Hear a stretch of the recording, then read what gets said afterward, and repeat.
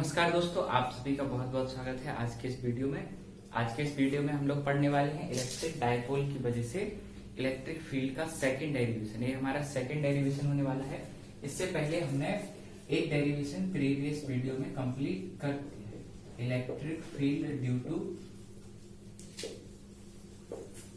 Electric dipole, electric dipole, electric field due to electric dipole का second part है, जिसमें हम पढ़ने वाले हैं tan v position. tan v position, इसे हम अनुदैर्घ्य स्थिति बोलते हैं। अनुदैर्घ्य एग्जाम में ज्यादातर एक करके आता है निरक्षीय स्थिति से, तो हम लोग को मोस्टली इसको याद रखना है निरक्षीय स्थिति के नाम से। इंग्लिश में हम लोग इसे बोलते हैं tan v पोजीशन। इस तरीके से करके हमें इसको याद रखना है, मेनली निरक्षीय स्थिति के नाम से। देखिए, इसको इंग्लिश में भी लिख सकते हैं अगर आपको इंग्लिश में लिखना है तो इक्विलिटरल भी बोलते हैं इसको, और एक तो इक्विलिटरल हो गया, और एक जो सेकंड नाम है जिसे हम बोलते हैं ब्रॉड साइड ऑन, तो ब्रॉड साइड ऑन भी हम इसको लिख सकते हैं।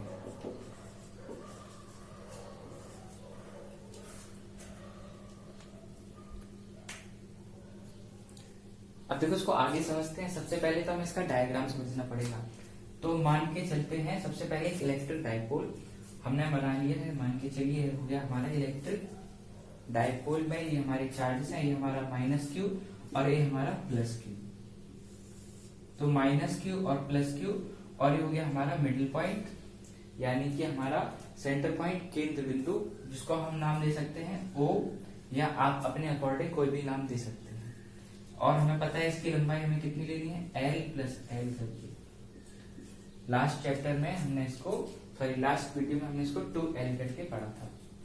अब देखिए, निरक्षीय स्थिति का मतलब होता है कि इसके अक्ष पर कोई भी बिंदु ना हो, जो भी हमारा प्रेक्षण बिंदु है जिस पर हमें इसकी जो विद्युत क्षेत्र की तीव्रता है वो निकालनी है, वो इसके अक्षीय स्थिति पर कहीं भी ना हो, फिर चाहे छोड़कर कहीं भी हो सकती है।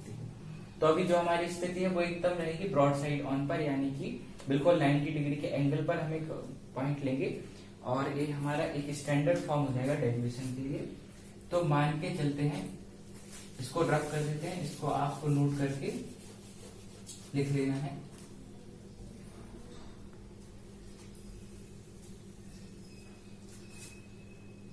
देखिए, अब इसको आगे बढ़ाते हैं और अब लेते हैं एक हमारा पॉइंट जिस पर हमें कि इलेक्ट्रिक फील्ड फाइंड आउट करना है। ये हमारा कोई पॉइंट हो गया P, कैपिटल P से हमने इसको डिनोट किया है।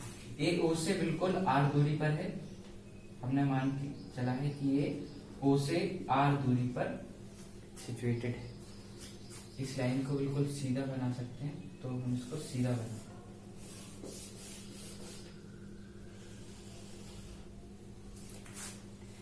ये हो गया हमारा कोई पॉइंट है P, जो कि R दूरी पर है O से।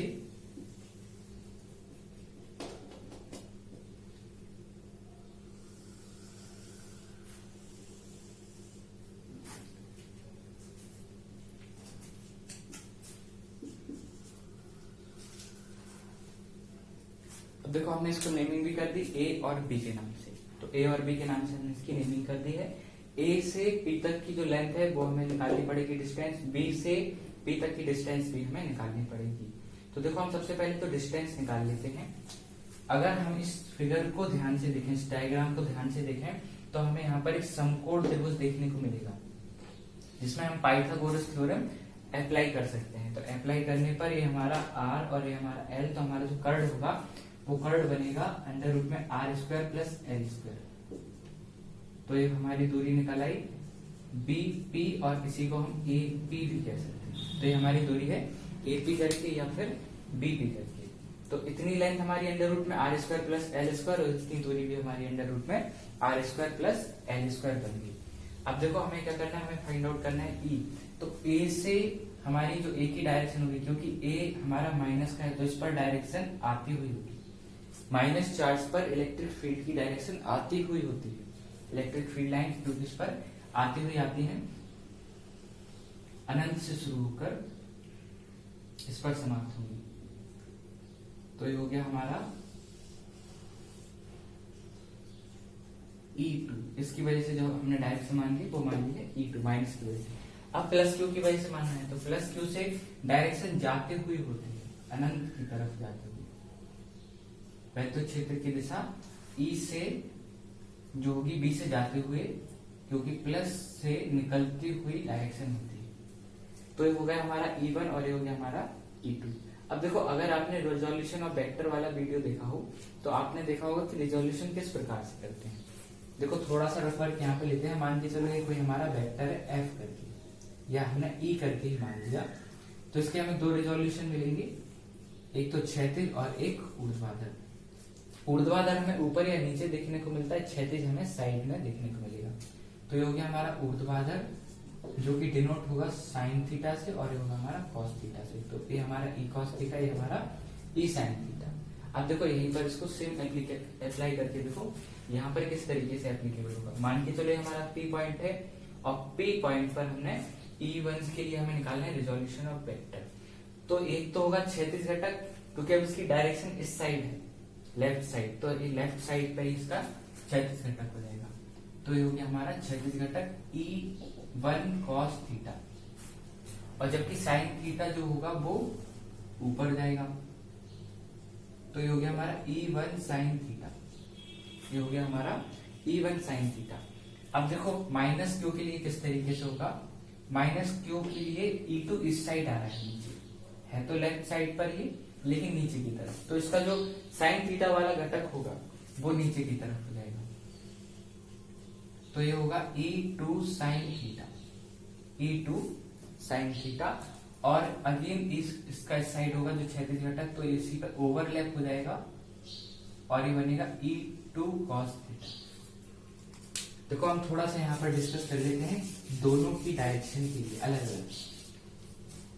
देखो हमारा E1 जा रहा था इस तरीके से, तो हमारी रिजोल्यूशन हुई इस तरीके से और इस तरीके से। ये हमारा क्षैतिज है और ये हमारा ऊर्ध्वाधर है।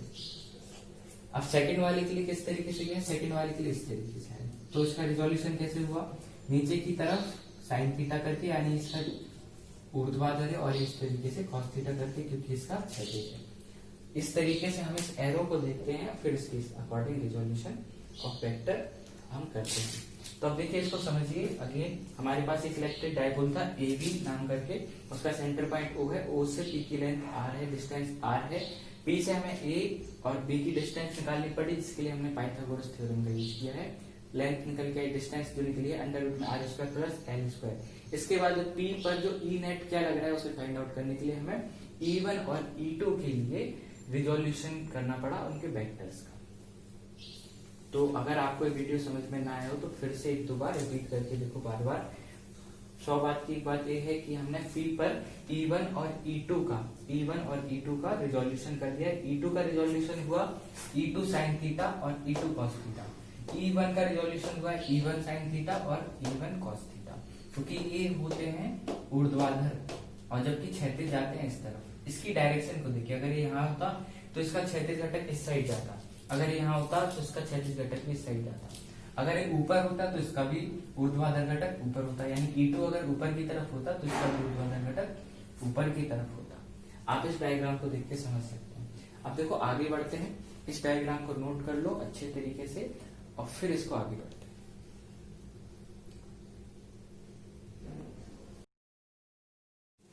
अब देखो अगेन डेरिवेशन को आगे बढ़ाते हैं, लेकिन अब आपको ज्यादा ध्यान देने की जरूरत है। हमने एक साइड में आपको चित्र में स्क्रीन पर एक डायग्राम दे दिया है, जिसको आप देख देख के डेरिवेशन को साथ साथ में समझते चलेंगे। तो हमारा पहला तो हमें निकालना पड़ेगा E1, फिर निकालना पड़ेगा E2। अब देखो साइन थीटा के साथ और कॉस थीटा के साथ क्या हुआ, आप अगर वीडियो में देख सकते हो तो साइन थीटा ऊपर की तरफ जा रहा था, साइन थीटा ऊपर की तरफ जा रहा था। अगर हमारा ये पॉइंट P है तो इस पर हमारा जो साइन थीटा था E1 साइन थीटा और E2 साइन थीटा की दोनों की डायरेक्शन बिल्कुल अपोजिट थी। और क्योंकि दोनों ही point minus Q plus Q दोनों ही P से सेम डिस्टेंस पर लोकेटेड है, इस वजह से दोनों की वजह से जो वैद्युत क्षेत्र लगेगा वो इक्वल लगेगा। इस वजह से E1 sin थीटा और E2 sin थीटा आपस में कैंसिल हो जाएंगे। तो ये तो निरस्त हो गए E1 sin थीटा और E2 sin थीटा। अब बचते हैं हमारे पास cos थीटा। पहले हम निकाल लेते हैं हमारा E1। तो E1 था हमारे प्लस क्यू की वजह से। E1 किसकी वजह से था? प्लस क्यू की वजह से। तो 1/4 पाई एप्सिलॉन नॉट के प्लस क्यू की वजह से, और हमारी जो डिस्टेंस आई थी अंडर रूट में R square plus L square करके आई थी। अब हम निकालते हैं E2। हमें इसकी डायरेक्शन भी लिख देते हैं। अगर E1 की देखो डायरेक्शन अगर हमें चाहिए हो तो ये हो गया हमारा ड्यू टू प्लस क्यू, और डायरेक्शन हो गई हमारी, क्योंकि देखो जो E1 होगा वो प्लस का होगा तो उसकी डायरेक्शन रहेगी B से लेके P की तरफ। लेकिन जो हमारा E2 है वो माइनस की वजह से है, तो इसकी डायरेक्शन अपोजिट है। तो अंडर रूट में R square plus L square, इसकी भी हमने इतनी डिस्टेंस निकाली थी। ये है हमारा ड्यू टू माइनस क्यू, और इसकी डायरेक्शन है हमारी P से A की तरफ जाती है। अगर आप डायग्राम में देखें तो P से A की तरफ इसकी डायरेक्शन है जाती हुई। अब देखो हमें क्या करना है, E1 sin थीटा और E2 sin थीटा तो आपस में क्या हो गए थे, कैंसिल हो गए थे, निरस्त हो गए थे। लेकिन जो cos थीटा घटक है, क्योंकि cos थीटा घटक आपस में अति व्याप्त हो जाते हैं, आपस में अति व्याप्त हो जाते हैं। तो इस वजह से अब देखो क्या होगा, आगे की कंडीशन क्या बनेगी, जो हमारा E नेट होगा, जो हमारा E नेट होगा वो होगा हमारा E1 cos थीटा और plus E2 cos theta. E1 cos theta और E2 cos थीटा। क्यों? क्योंकि cos थीटा 1 और cos थीटा बचे रह गए थे, जो E1 और E2 के घटक हैं।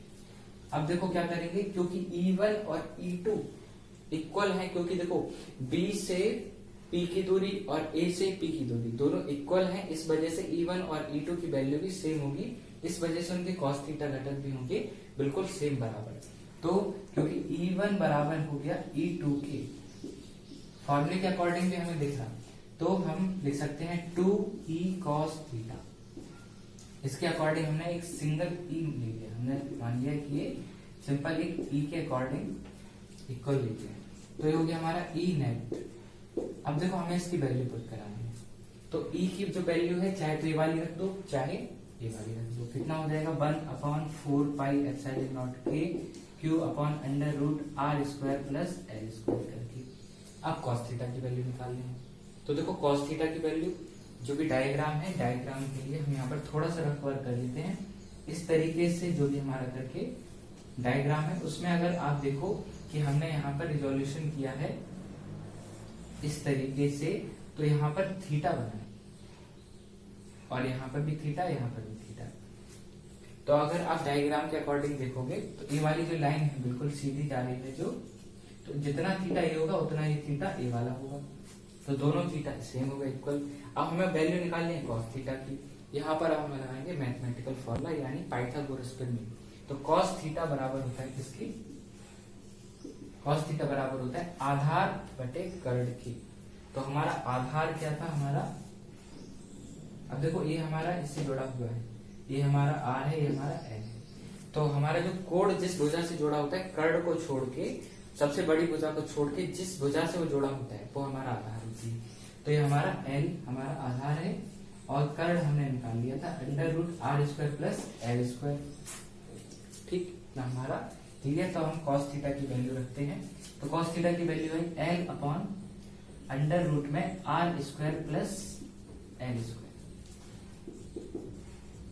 ये हमारा E नेट करके निकल आया। अब देखो इसको सॉल्व करेंगे, फर्दर कैसे सॉल्व करेंगे आगे उसको और देखते हैं। अच्छा देखो इस पूरे डेरिवेशन में एक चीज छूट गई हमसे, जो कि हमारा स्क्वायर था। यहाँ पर हमारा स्क्वायर होगा।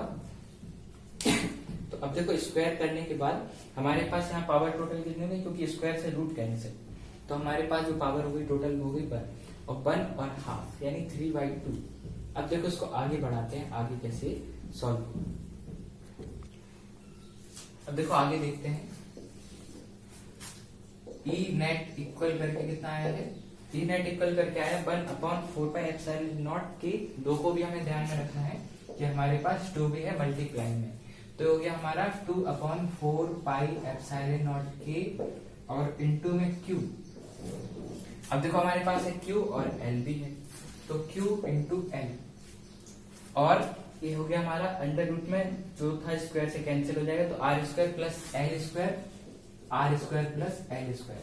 अब देखो ध्यान देना है, स्क्वायर से रूट कैंसिल हो गया तो पावर हो गई 1, और आधी पावर यहाँ पर है तो 1 और आधा 3/2, ये हो गई पावर 3/2। अब देखो यहाँ पर फॉर्मूला बन गया Q into 2L, Q into 2L, क्योंकि Q इंटू 2L होता है P के ऊपर, तो हम यहाँ पर रख सकते हैं P। तो ये हमारा जो हो गया क्वेश्चन पूरा 1/4πε0 के P upon R square plus L square और पावर में 3/2, ये हमारा ई नेट निकल के आया है टोटल, किसके लिए, वैद्युत द्विध्रुव के लिए। लेकिन एक स्थिति तब के लिए जब हमारा वैद्युत द्विध्रुव बड़ा हो, तो ये हमारे बड़े द्विध्रुव के लिए, बड़े द्विध्रुव के लिए। अब देखो अगर मान के चलो हमारा द्विध्रुव छोटा हो, अगर हमारा द्विध्रुव छोटा होगा तो स्थिति क्या बनेगी, छोटे द्विध्रुव के लिए, छोटे द्विध्रुव की स्थिति में जो L होगा हमारा बहुत छोटा होगा R से, जैसा कि सेम पिछले डेरिवेशन में हुआ था। तो जो हमारा डेरिवेशन होगा जैसे पिछले सवाल में होता उसी तरीके से आगे बढ़ेगा। तो हमारा जो ई नेट है, ई नेट में हम L को L टेंड्स टू 0 कर देंगे, तो 1/4πε0 के P अपॉन, अब देखो क्योंकि L स्क्वायर तो हो जा रहा है 0, तो R की पावर है स्क्वायर और R की पावर है स्क्वायर। देखो थोड़ा सा रफ वर्क यहाँ पर देखो, R स्क्वायर और उसकी पावर में भी 3/2, तो 2 से 2 कैंसिल हो जाना है, तो यहाँ पर हो गया R की पावर सिर्फ 3, R की पावर कितना हो गया, सिर्फ बचा है 3। देखो यहाँ पर ध्यान से देखो, R स्क्वायर और उसकी पावर में बचा 3/2, तो 2 से 2 कैंसिल, यानी कि R³ बाकी रह गया। अब इसमें एक नोट भी बनता है, ये हमारा फाइनल डेरिवेशन है जिसमें हमारा E इलेक्ट्रिक फील्ड है, R डिस्टेंस है प्रेक्षण बिंदु से हमारे केंद्र बिंदु तक के लिए, P हमारा इलेक्ट्रिक डाइपोल मोमेंटम है, और 4πε0 k में हमारा K डाइलेक्ट्रिक कांस्टेंट है। इन सभी का जो स्टेटमेंट है वो आपको एग्जाम में लिखना पड़ेगा डेरिवेशन को पूरा करने के बाद। अब देखो हमारा जो कंक्लूजन क्या निकल के आया, कंक्लूजन निकला है कि निरक्षीय स्थिति में जो इलेक्ट्रिक डाइपोल की वजह से वैद्युत क्षेत्र होता है, यानी वैद्युत द्विध्रुव की वजह से वैद्युत क्षेत्र होता है, वो दूरी के घन के व्युत्क्रमानुपाती होता है। जो दूरी के घात होती है उसके घन के, यानी त्रिघात के व्युत्क्रमानुपाती होता है। हम घन की घात के घन इस तरीके से भी कह सकते हैं कि दूरी के घन के व्युत्क्रमानुपाती होता है। सेकंड नोट टेबल क्या है, क्योंकि हमारा जो ई नेट निकला था, यानी कि हमारा जो निकला था ई अक्षीय के लिए, वो इससे दुगना था जो कि है निरक्षीय के लिए। तो अक्षीय स्थिति में वैद्युत क्षेत्र की तीव्रता दुगनी होती है निरक्षीय स्थिति में वैद्युत क्षेत्र की तीव्रता से।